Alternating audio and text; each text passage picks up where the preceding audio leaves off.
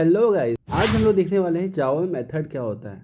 देखो, मेथड तो एक बहुत ही बेसिक चीज़ है जावा में, जिसको अदर प्रोग्रामिंग लैंग्वेज में फंक्शन भी बोलते हैं। तो ये बहुत ही बेसिक बट बहुत ही इम्पॉर्टेंट टॉपिक है जो कि हमें जावा सीखने में बहुत मदद करेगा। विदाउट मेथड हम लोग जावा नहीं सीख सकते। ठीक है, तो जावा इतना इम्पॉर्टेंट है। सबसे पहले हम लोग इसका डेफिनेशन देख लेते हैं, उसके बाद हम लोग इसको बहुत अच्छे से समझेंगे। A method in A Java is a block of code that perform a specific task. मतलब कि ये क्लास में वो पीस ऑफ कोड होता है जो कि एक पर्टिकुलर काम को करने के लिए यूज़ किया जाता है। जैसे कि ये कैलकुलेटर क्लास है, तो इसमें हम लोग ऐड कर रहे हैं। तो यहाँ पर हम लोग एक ऐड मेथड बनाए हैं जिसमें हम लोग दो पैरामीटर लिए हैं, एक ए और एक बी, इंट ए और इंट बी। और मेथड हमें रिटर्न क्या करता है, ए प्लस बी को जोड़ के जो भी आउटपुट होता है वो हमें रिटर्न कर देता है। और उसको हम लोग फिर हमारे पास दूसरा मेथड है शो रिजल्ट। ये बस रिजल्ट को पब्लिश करता है कि क्या रिजल्ट आया है इसके अंदर। तो ये तो बहुत ही बेसिक पीस ऑफ कोड है, हम लोग इसको डिटेल में देखते हैं। सबसे पहले हम लोग एक क्लास बनाते हैं कैलकुलेटर के नाम से, क्योंकि हम लोग कैलकुलेटर का एग्जाम्पल पहले भी देखें तो हमारे लिए ईजी रहेगा। अब हमें इसमें मेथड बनाना है, इसमें हमें कुछ ऑपरेशन परफॉर्म करना है। हम इसमें क्या कर सकते हैं, एक तो हम लोग ऐड कर सकते हैं, है ना, add, then subtract, then multiply and divide. आज के लेक्चर में हम लोग देख लेते हैं, पहले हम लोग पढ़ने वाले क्या क्या हैं। सबसे पहले हम लोग पढ़ने वाले हैं what is the method, method का सिंटेक्स क्या होता है, उसका रिटर्न टाइप है, पैरामीटर के बारे में समझेंगे, स्टैटिक एंड इंस्टेंस मेथड के बारे में समझेंगे। तो देखो, सबसे पहले हम लोग बात करते हैं मेथड का सिंटैक्स के बारे में। मेथड का सिंटैक्स लिखने के लिए हमें सबसे पहले ज़रूरत पड़ता है एक्सेस मॉडिफायर की। मतलब वो मेथड पब्लिक रहेगा या प्राइवेट, प्रोटेक्टेड या डिफ़ॉल्ट रहेगा। ठीक है, तो सबसे पहले हम लिखेंगे पब्लिक। अभी मैं इसको पब्लिक लेके चल रहा हूँ, तो इसको पब्लिक लिखते हैं। ये जो है, ये हमारा मेथड का नाम है। ठीक है, ये पब्लिक हुआ, ये पब्लिक हमारा होगा एक्सेस मॉडिफायर, ये ऐड होगा मेथड का नाम, और यहाँ पर रहेगा एक डेटा टाइप, मेथड क्या रिटर्न करने वाला है। तो इस मेथड से हम लोग इंटीजर वैल्यू रिटर्न करने वाले हैं, तो यहाँ हम लोग लिखेंगे इसको इंट। ये हुआ डेटा टाइप। अब इसके अंदर पैरामीटर जाएगा। पैरामीटर क्या रखेंगे, int X comma int Y. यहाँ अब देखो, ये पैरामीटर हम लोग ले लिए, इसके बाद इसके साथ हम लोग कुछ ऑपरेशन करेंगे। ठीक है ना, तो यहाँ हम लोग लिखते हैं, एक रिज़ल्ट बनाते हैं, int result equal to X plus Y. तो इसको हम लोग जोड़ लिए और रिज़ल्ट में स्टोर कर लिए। अब ये जो रिज़ल्ट है, ये इसको हमको रिटर्न करना है, तो इसके मतलब ये मेथड हमें देगा ये रिज़ल्ट। तो इसके लिए हमें यहाँ लिखना पड़ेगा रिटर्न स्टेटमेंट, रिटर्न करेंगे हम लोग रिज़ल्ट को। देखो, अब ये ठीक है। देखो, ये मेथड का हुआ सिग्नेचर और पूरा मेथड लिखने का तरीका। सबसे पहले हम लोग लिखे access modifier public, then int, ये मेथड हमें कौन सा डेटा टाइप रिटर्न करेगा, देन मेथड का नाम, और उसके अंदर जो भी पैरामीटर्स रहेगा उसको लिखेंगे हम लोग। सिमिलरली हम लोग इसके साथ दूसरा मेथड बनाते हैं। रिटर्न का डेटा टाइप वही रहेगा जो मेथड भी हम लोग डिफाइन किए रहेंगे पहले से। तो यहाँ देखो, रिजल्ट का डेटा टाइप इंट है। तो ये रहा स्टोरी, पूरा मेथड को लिखने का तरीका। सिमिलरली हम लोग दूसरा मेथड से बना लेते हैं।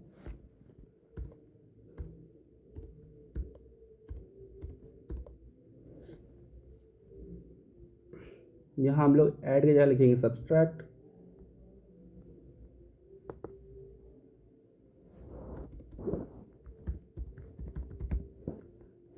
मेथड, देन यहाँ मल्टीप्लाई और डिवाइड, मल्टीप्लाई एंड डिवाइड, है ना। अभी क्या करना है, इसको सब्सट्रैक्ट करना है यहाँ से, माइनस डिवाइड। तो ये हमारे पास पूरा क्लास रेडी है विथ मेथड्स। अभी तक हम लोग बात किए वो मेथड का जिसका कोई रिटर्न टाइप होता है। ये जो रिटर्न टाइप है ना, ये रिटर्न टाइप है, इसको हम लोग वाइड भी रख सकते हैं। मतलब इस मेथड से हम लोग कुछ भी रिटर्न नहीं कर रहे हैं। तो सपोज़ करो, अगर हम लोग अभी मैं एक वाइड मेथड बना के दिखाता हूँ, पब्लिक वाइड सो रिजल्ट के अंदर हम लोग पास करते हैं एक तो रिज़ल्ट, जो जो कि हमें आएगा जोड़ने घटाने से जो रिजल्ट आएगा उसको स्टोर करेंगे, और एक स्टोर करेंगे ऑपरेशन, कौन सा ऑपरेशन हम लोग कर रहे हैं, तो ऑपरेशन। ठीक है, अभी देखो इसकी मदद से हम लोग प्रिंट करेंगे कि हम लोग कौन सा ऑपरेशन चूज़ किए हैं और उसका रिजल्ट क्या है। हमारा सो रिजल्ट मेथड भी रेडी हो गया है जिसका रिटर्न टाइप वाइड है। अब हम लोग इस सारे मेथड्स को कॉल कैसे करते हैं वो देखते हैं। तो इसके लिए हम लोग पहले बनाएंगे PSVM public static wide main. उसके बाद हम लोग मेथड का ऑब्जेक्ट, उसके बाद क्लास का ऑब्जेक्ट बनाएंगे calculator, calculator equal to new calculator. याद रखिए न्यू कीवर्ड से क्या होता है, न्यू कीवर्ड से ऑब्जेक्ट बनता है ना। तो अब हम लोग मेथड को कॉल करना स्टार्ट करते हैं। तो सबसे पहले हम लोग ऐड कर रहे हैं, ठीक है, ऐड करते हैं। सबसे पहले हम लोग ऐड करते हैं, तो ऐड के अंदर दो पैरामीटर था, इंट एक्स और इंट वाई। तो हम लोग वहाँ पास करेंगे int X int Y. Int X int Y क्या था, इंट एक्स और इंट वाई कुछ भी लेते हैं हम लोग नंबर, सपोज 8 और कॉमा 4। तो हम लोग 8 और 4 को ऐड कर रहे हैं, और जो इसका रिजल्ट आएगा उसको हम लोग स्टोर करेंगे, int result equal to this one. तो ये जैसे ही हम लोग इसमें पैरामीटर पास किए और ये मेथड कॉल होगा, तो ये क्या करेगा, देखो ये जाएगा इस पीस ऑफ कोड के पास, इस पीस ऑफ कोड के पास जाएगा, यहाँ मिलेगा इसको 8, इसको मिलेगा 4, और 8 + 4 को जोड़ेगा और रिजल्ट में स्टोर करेगा, और ये इसको रिटर्न कर देगा। ठीक है, अब जैसे ही ये रिटर्न किया तो ये इस रिजल्ट में आके स्टोर हो जाएगा। चलो कंफ्यूज ना हो इसलिए इसको आउटपुट लिख लेते हैं।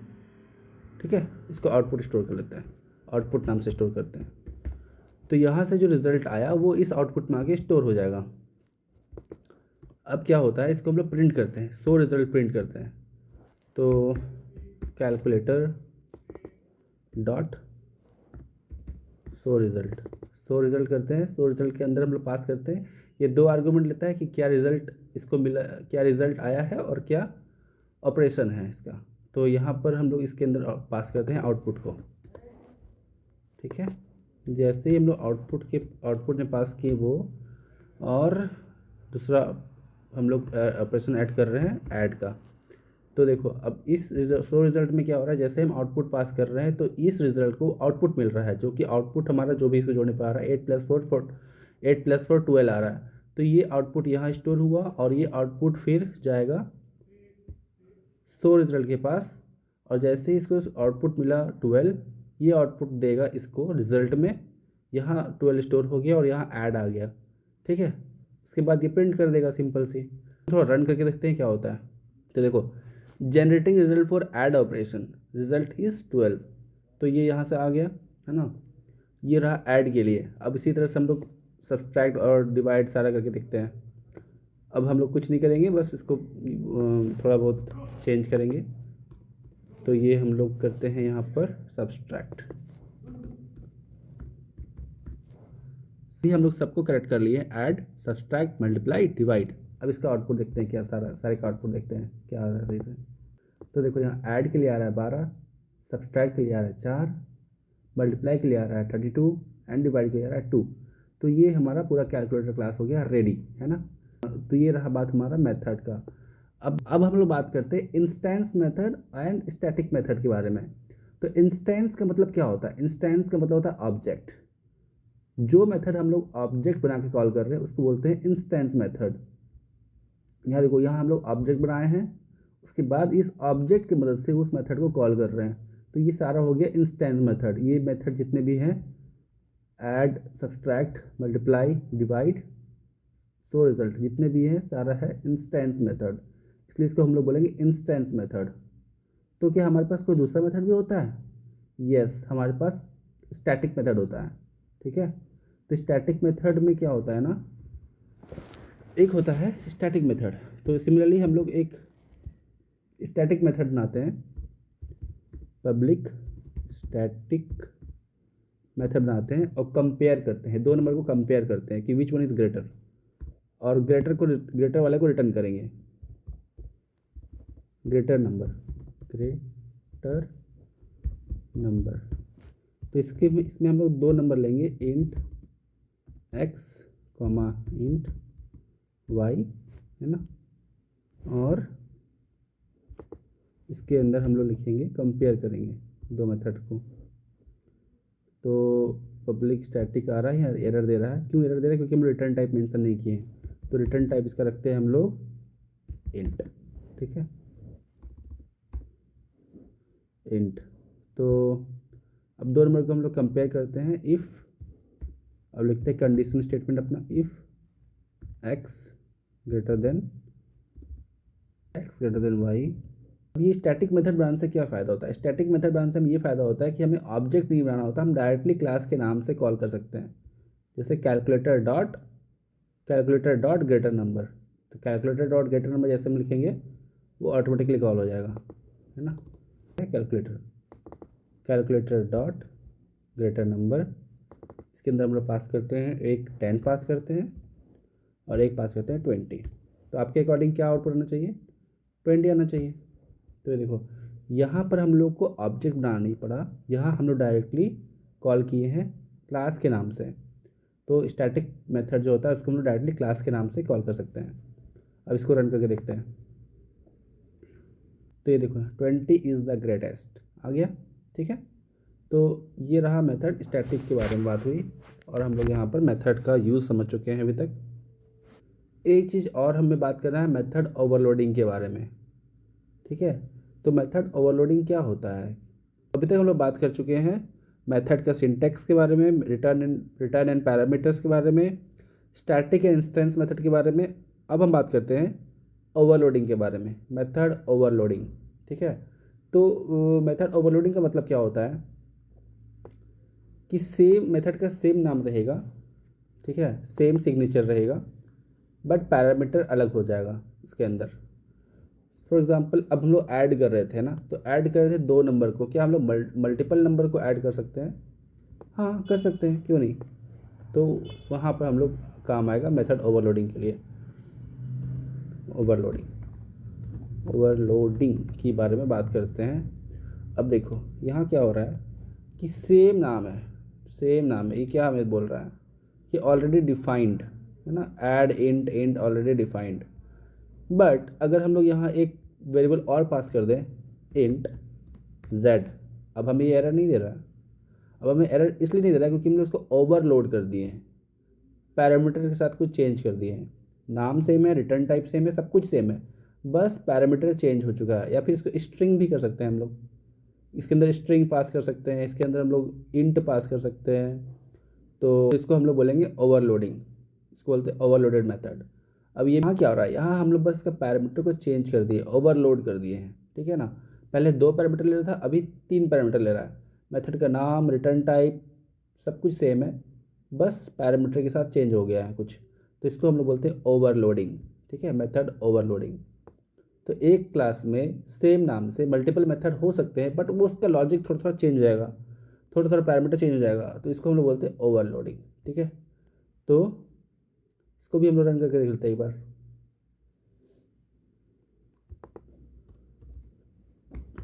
ये कैलकुलेटर ऑब्जेक्ट के थ्रू हम लोग कॉल कर रहे हैं ये मेथड को।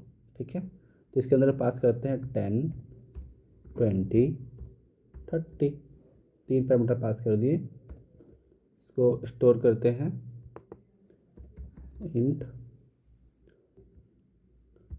स्टोर रिजल्ट कॉल करते हैं प्रिंट करने के लिए इसको।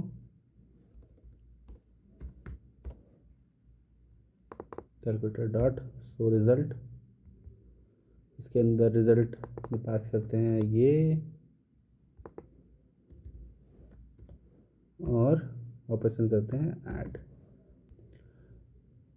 इसको स्टोर कर लिए इसके अंदर और स्टोर रिजल्ट के अंदर पास कर रहे हैं। अब इसको रन करके देखते हैं, result for overloaded addition operation. ठीक है, तो यहाँ आ गया रिजल्ट 30, तो इसको बोलते हैं मेथड ओवरलोडिंग। अब इसको आज के लिए इतना ही गाइस, उम्मीद करता हूँ आपको वीडियो बहुत पसंद आई होगी। बहुत मेहनत लगता है वीडियो बनाने में। प्लीज़ गाइस आप लोग थोड़ा सपोर्ट कीजिए, वीडियो को शेयर कीजिए, लाइक कीजिए, सब्सक्राइब कीजिए, कमेंट कीजिए। अगर कुछ भी प्रॉब्लम आ रही है आपको तो कमेंट करें, मैं आपका रिप्लाई ज़रूर करूँगा। आज के लिए इतना ही। नेक्स्ट लेक्चर में हम लोग देखेंगे कंस्ट्रक्टर के बारे में। ठीक है, कंस्ट्रक्टर, उसके बाद हम लोग इफ एल्स, उसके बाद हम लोग कंडीशनल स्टेटमेंट के बारे में बात करेंगे, और उसके बाद हम लोग बात करेंगे the most awaited topic oops concept के बारे में। ऐसे मैं बताना चाहता हूँ इस चैनल पे आपको बहुत ही इंपॉर्टेंट टॉपिक सीखने को मिलेगा, बहुत ही जावा कंप्लीट बेसिक से लेकर एडवांस सीखने को मिलेगा। अभी तो मैं बस ये बेसिक पढ़ा रहा हूँ। इसके बाद हम लोग जावा का फ्रेमवर्क्स पढ़ेंगे, spring boot, micro services, JDBC, JPA और स्प्रिंग सिक्योरिटी, है ना, स्प्रिंग एआई, और भी बहुत कुछ बात करेंगे। तो इस प्लीज़ गाइज आप लोग से रिक्वेस्ट है, आप लोग चैनल को जरूर सब्सक्राइब कर लें ताकि आप लोग से ये सब वीडियो मिस ना हो, और वीडियो को लाइक करके प्लीज़ मेरा मोटिवेशन ज़रूर बढ़ाएं। Thank you.